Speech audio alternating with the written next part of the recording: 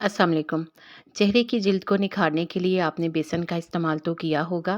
बेसन चेहरे की गहरी रंगत को हल्का करने, धूल, मिट्टी, गर्दो गुबार को साफ़ करने की ख़ुसूसियात रखता है। इसके अलावा चेहरे पर आने वाले ज़ायद ऑयल को भी ये कम करता है, जिसकी वजह से पिंपल्स नहीं आते।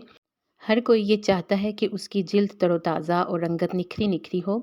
अगर आप भी यही चाहते हैं तो इन आसान सी टिप्स पर अमल करें।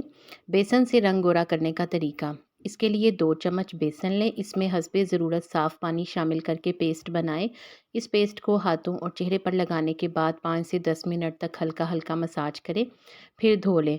सिर्फ चंद रोज़ के इस्तेमाल से ही आप देखेंगे कि आपकी रंगत निखरती जाएगी। बेसन पिंपल्स के इलाज के लिए भी नहायत मौजू है, क्योंकि ये जिल्द पर आने वाले इजाफी ऑयल को कंट्रोल करता है।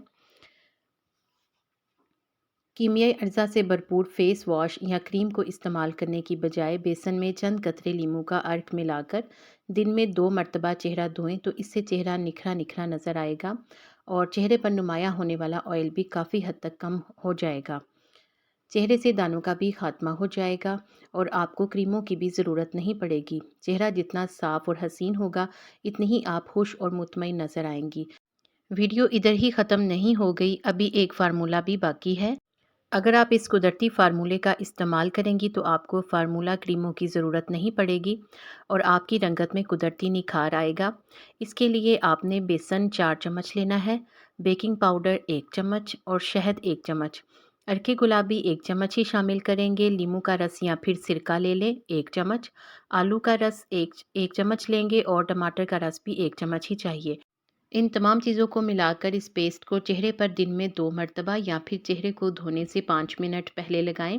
ये तमाम कुदरती चीज़ें हैं जिनका आपके चेहरे को कोई नुकसान भी नहीं होगा और कुदरती निखार भी मिलेगा।